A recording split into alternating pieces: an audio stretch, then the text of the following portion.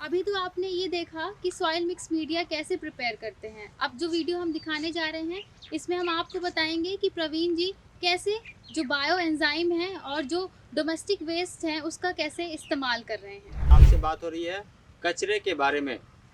जब शहर में मचा हो कचरे का घमासान, तो कैसे करें विश्राम। जब तक सफलता न मिल जाए तब तक इस लक्ष्य में कि शहर के कचरे को घर से निकलते ही कंट्रोल करना है और घर में ही कंपोस्ट बनाना है।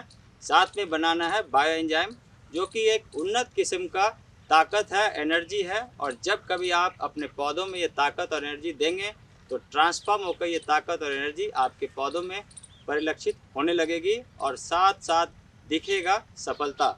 जब सफलता आपको दिखने लगे तो आप समझिए कि ये सारा करामात आपके कंपोस्ट का है, आपके बायो एंजाइम का है। और एक तरफ कचरा मुक्त शहर की ओर भी आप अग्रसर होंगे। तो बहुत ज़रूरी है कि इन कचरा मुक्ति के लिए आप कुछ एक बेसिक चीज़ें हैं उसके बारे में जानिए। तो आज बात चल रही है कि हम घर से निकलने वाले कचरे को कैसे कंट्रोल कर सकते हैं। सबसे पहले इस पड़ाव में जानेंगे कि जो घर से निकलने वाला कचरा है, रसोई का कचरा है, ग्रीन पील ऑफ है, उनको आप अलग जगह में सेग्रीगेट कर लें, अलग जगह में उनको सिस्टम दे दें। और उसके साथ ही आप अपने घर में इस तरह का बिन रखें।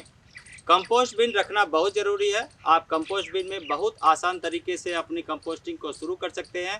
शुरुआती दौर में कुछ चुनौती आएगी, लेकिन चुनौतियों के साथ साथ समाधान उसके साथ वहीं पर उपलब्ध है। जब आप एक प्रशिक्षण का हिस्सा बनेंगे तो आपको इन चुनौतियों से कैसे पार पाना है इसके बारे में जानकारी दी जाएगी। इसके साथ ही आप जानेंगे कि आपके घर में चाय पत्ती अमूमन निकलते रहता है, तो आप चाय पत्ती के खाद को भी एक सिस्टम दे सकते हैं। इस तरह से आप चाय पत्ती के खाद को भी बना सकते हैं और इस विषय में भी अलग से बातचीत चलेगी। और चाय पत्ती का खाद कैसे बनेगा इसके बारे में भी जानकारी दी जाएगी। पुनः लौटते हैं कि ये पूरी ब्रह्मांड हमारी शक्ति से गवर्न हो रही है, मटेरियल और फोर्स, इसके अलावा सिस्टम शायद कुछ भी नहीं है। तो हम अपने हर एक वस्तु में जब शक्ति को देख लेते हैं तो उसी शक्ति को हम अपने पौधों तक ले आते हैं। और इसके लिए सबसे आसान तरीका है bio enzyme. Bio enzyme nano format में जब आप पौधों को देते हैं तो इंस्टेंट एनर्जी आ जाती है। आप याद कीजिए, जब सर्दियों के समय में गुड़ का पानी गर्म पानी के साथ लेते हैं तो एनर्जी आ जाती है, वैसे ही जब गर्मी के समय में थके हारे आप आते हैं और कुछ शरबत ले लेते हैं तो आपको इंस्टेंट एनर्जी मिल जाती है। इन सारी तरकीब को जब हम पौधों के साथ देखते हैं तो आप अवेलेबल फॉर्मेट में जो न्यूट्रिएंट, जो पोषक तत्वों की कमी हो रही है, यदि वो आप दे देते हैं पौधों को तो उससे भी पौधे निहाल होकर चलने लगते हैं। और इस वजह से यहाँ बायो एंजाइम की बात चल रही है। यदि आपको ऐसा लगता है कि आपको इस तरह का कंपोस्ट बिन रखने में समस्या है, क्योंकि अर्बन गार्डनिंग, रूफटॉप फार्मिंग या कहीं भी आप टेरेस गार्डनिंग कर रहे हैं, यदि आपको उसको हैंडल करने में समस्या आ रही है तो आप बायो एंजाइम की तरफ रुख कर सकते हैं, बायो एंजाइम की तरफ रुख कर सकते हैं। बायो एंजाइम आसानी से बनने वाला एक ऐसा लिक्विड है जिससे पौधों को इंस्टेंट एनर्जी मिलती है और पौधे ताकतवर बन के चलने लगते हैं। और आप देखेंगे कि अच्छा सा फूल, फूल का अच्छा सा कलर, फल, और इसके साथ साथ फल में ताकत, पौधों में ताकत, ये सारी चीज़ों को आप एकदम से सामने सामने होते देखेंगे और एकदम मैजिक सा हो जाएगा, क्विक। अब बात करते हैं कि क्या कुछ ज़रूरी है इनको ध्यान में रखना। सबसे पहले तो बिन लेना ज़रूरी है। इसके अलावा आप यदि चाय पत्ती का खाद बना रहे हैं तो मिट्टी या सीमेंट का बर्तन लेना ज़रूरी है।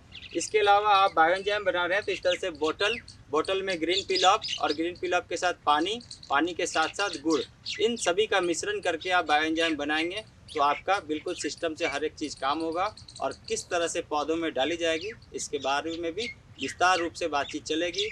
और अब लगातार इन सारे विषय पर बातचीत चलेगी, क्योंकि शहर का कचरा कहीं ना कहीं दुखी कर रहा है, कहीं ना कहीं परेशान कर रहा है और हम बीमारी की ओर आगे बढ़ रहे हैं। तो यहीं पर सोचने और समझने की ज़रूरत है कि हमारे घर से निकलने वाले कचरे को सड़क पर जाने से रोकें और अपने लिए अच्छी बागवानी करें। और हरियाली से आएगी खुशहाली, तभी हमारा देश बनेगा महान। तो आप सभी का बहुत धन्यवाद। पुनः उपस्थित होऊंगा नई नई जानकारी के साथ, तब तक बहुत ध्यान से रहिएगा। Thank you very much, take care, नमस्कार। अभी इन चारों पार्ट्स में आपने देखा कि सफल बागवानी कैसे की जाए। अब आगे आने वाली वीडियोज़ में हम आपको बताएँगे कि बायो एंजाइम और डिकम्पोस्ट कैसे बनाया जाए। इसी तरह कृषि जागरण आपके लिए वीडियोज़ लाता रहेगा। यदि आपको भी किसी तरह का सुझाव चाहिए या जानकारी चाहिए, हम कोशिश करेंगे कि उस पर भी वीडियो बनाएँ। आप हमें कमेंट बॉक्स में ज़रूर बताइए। नमस्कार।